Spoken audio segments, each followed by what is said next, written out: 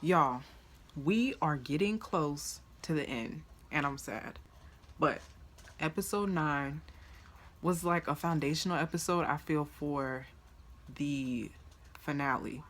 Like, it was a chill episode. It wasn't like a lot going on, but enough stuff happened that obviously I gotta come talk to y'all about it. So, starting from the beginning, is Kato a snake or is he a snake? I don't know. He could. I'm still on the edge, but I'm tired of being on the edge with him, and I think a lot of people feel how I feel when they say that they're tired of Kato, and he needs to make up his mind whose side he's really on, because we don't have time for that. Okay?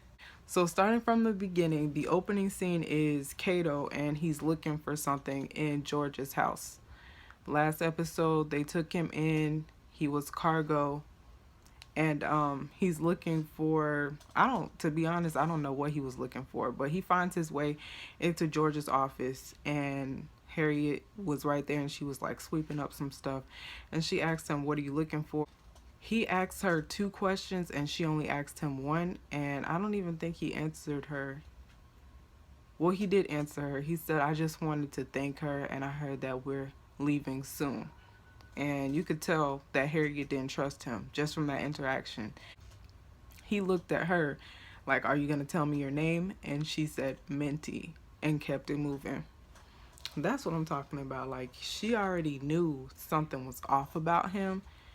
Kato goes back to where Patty is, and she complains that he's taking too long. He's been there for 3 days. He makes a sudden move like he's about to do something, and all her men jump up with guns and they point it at him, and he slits his own wrist. So I guess his plan is to pretend that he's hurt so that he can stay there longer. I'm assuming, I'm not sure, y'all let me know. And he goes back, and then you see Elizabeth, and she's taking care of him, and they get into a conversation about John and what happened, and she says that fear is the only constant thing in her life since John passed away. And then he said something that stuck out to me. He said, you have to become the monster that wants to eat you, something to that effect. And that made me think that maybe he is on her side and he still is playing Patty. I don't know, but it seems like when he's talking to Patty, he's really on her side. Like, he's a great actor, because I'm really like lost right now. I don't know if he's on our side or he's not on her side, on our side, but he's playing his part. So full circle back to that scene, and then it becomes nighttime, and Kato sneaks out, and he sees Elizabeth sneaking out, and he follows her. He sees Elizabeth on the ground, and she is knocked out from the smoke. So the question in our mind is he going to save her, or is he going to let her die? But we see the answer to the question later on in the episode. And I thought that it was like repeating itself, because we saw him getting bandaged up by Elizabeth twice, but they're actually showing you, I guess, a flashback of what actually happened. We're going to go back to the scene where a man comes to the inn, and Elizabeth is at the front counter, and she asks him, do you want a room? And she kind of felt apprehensive about it. She felt threatened, and I think that she recognized his voice right away, that he was one of the men that kidnapped her and tied her to a tree. And he says, yes, my name's John Hawks or something like that. And she slaps him, and she was about to reach in and get her gun, but she decided not to. So at that point, she goes to Georgia to talk to her about what happened with the man that came in to rent a room, and how he basically just antagonized her. He came there to let her know, like, I know where you are and I'm gonna get you. Georgia tells her that she doesn't want any more attention on the house, and they need to calm down with all that violent stuff. She says with Rosalie coming back at the end of the week, they need to really chill out. She also tells Elizabeth, like, it could have been worse if it was me. Do you think I would have got out? She said she probably would have been dead, with her trying to pass as white and everything. And she asks her, do you know the reason why I try to pass as white? And it's, basically because of stuff like that. She says the reason why she tries to pass as white is because the sense of safety transforms the spirit, which means that she feels safe, I guess, passing as white, and she doesn't feel like her life is as being threatened as it would be if she was just out here, I guess, being black. I'm not really sure what she meant by that statement, but that's what I got from what she was saying to Elizabeth. So the scene where Elizabeth goes to that man's house is after she has the conversation with Georgia and she lets it become nightfall. She sneaks out and then you see Cato come right behind her because he's trying to see where she's going. And she had set the man's house on fire. But what she didn't count on was that he had a son and the son runs back into the house. So as she's trying to go back in, she falls out from the smoke inhalation and Cato comes and he picks her up and I guess he sets her somewhere safe and then he also saves the boy. And then you see Patty follow him, I guess, to the river where he's washing off. And then I guess that's when he slit his wrist and then he wakes up to Elizabeth taking care of him. So they showed us those scenes out of order. I'm sure they had a reason why, but it was kind of confusing at first. So I was like, is it repeating itself? But obviously it wasn't. The little boy was burned really badly, and Elizabeth and Georgia have another argument or disagreement about violence versus, doing what Georgia is doing and having these bake sales and, taking things at a much lighter, laid back pace than what Elizabeth is doing. And she basically tells her that because of you, this little boy, he may grow up with hatred in his heart. And Elizabeth says, well, he was on the verge of becoming a racist anyway if his father was bringing him up anything like how he is. And Georgia argues that you don't know that. He could be different. And that kind of could be true because we saw that in season 1 with Ben and his father August. Ben kind of was conflicted in what they were doing as far as slave catching, and I don't think that he thought it was right. The argument ends with Georgia telling Elizabeth that she needs to get out of her house if she thinks that fear is going to be the end of slavery and basically the end of the war. I thought that Georgia had a very good point of view as far as taking things too far, but I also understand Elizabeth's point of view and why she did what she did because she felt threatened. She had to send this man a message to let him know that she's not somebody that you should mess with. But at the end of the day, their ideals, I guess, are starting to conflict because Elizabeth is becoming a savage and she wants to take things by force. After Georgia and Elizabeth get into an argument, Harriet goes into Georgia's office and asks her, is everything okay? And she tells her about the man that kidnapped Elizabeth and basically what she did to him. She slapped him and now he's gone. And I guess she was kind of worried about that and how it's going to look. Georgia's more so worried about her reputation, but what she doesn't understand is that her reputation is already done. Once she got found out that she was passing as white, I feel like the people in that community, they don't trust her anymore and they feel like she's a liar and a phony and a fake. But anyway, Harriet agrees that Elizabeth did the right thing by slapping this man, and she says Elizabeth and Georgia says, please don't tell Elizabeth that you think like that. And she gives her something in an envelope and then she packs up her stuff because she's getting ready to go. While she's getting ready to go, she's talking to Georgia and she asks her about Cato and she says, don't trust him. She asks her, how long has he been here? And she says 2 days. And she just tells Georgia to keep an eye on him. Georgia was kind of concerned about Harriet's safety, saying that it's a long journey for you to be on the road by yourself. And Harriet says, I'm never alone. And then you see Harriet go on her journey.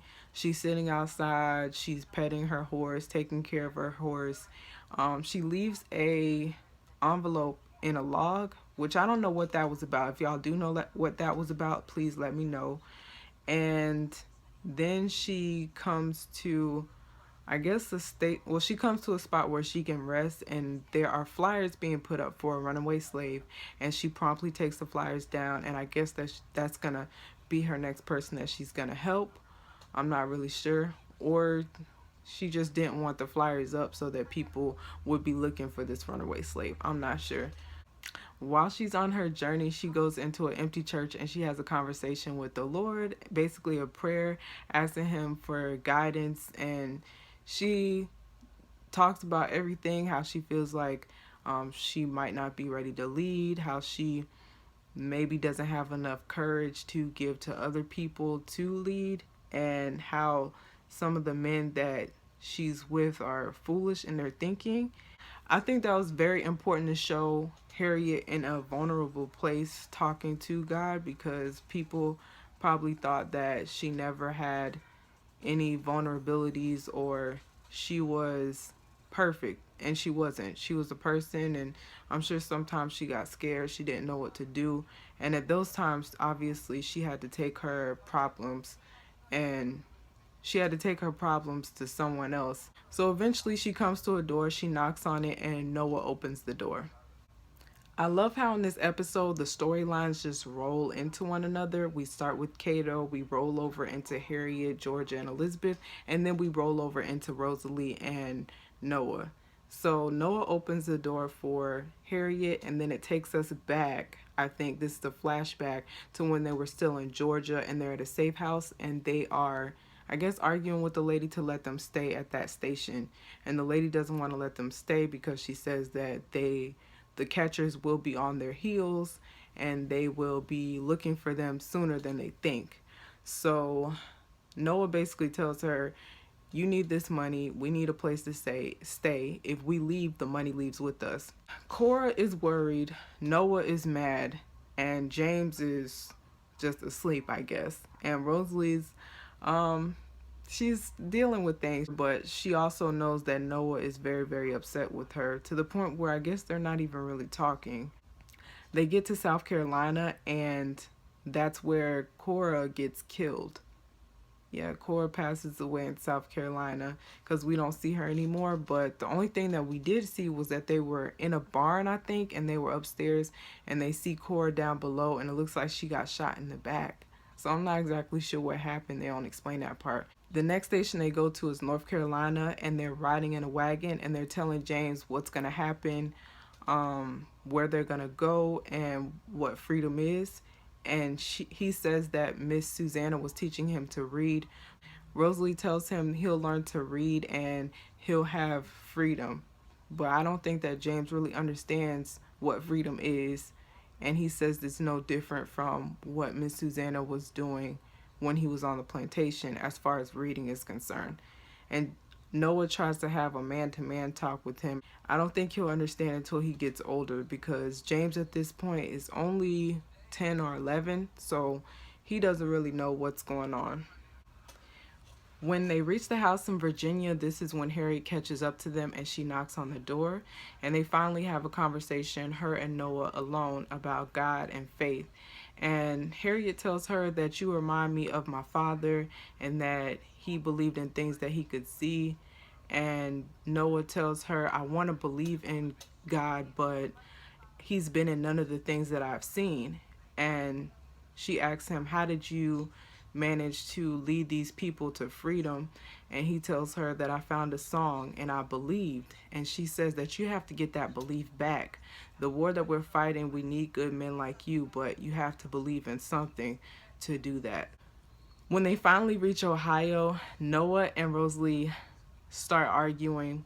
Rosalie apologizes at first, and she tells him that I'm sorry, and Noah just starts yelling. He takes off on her and he tells her to stop lying to him, that she placed the family at risk for her family, and that he was wondering what he did wrong because she didn't want him to touch her at all when they were on their way down to Macon.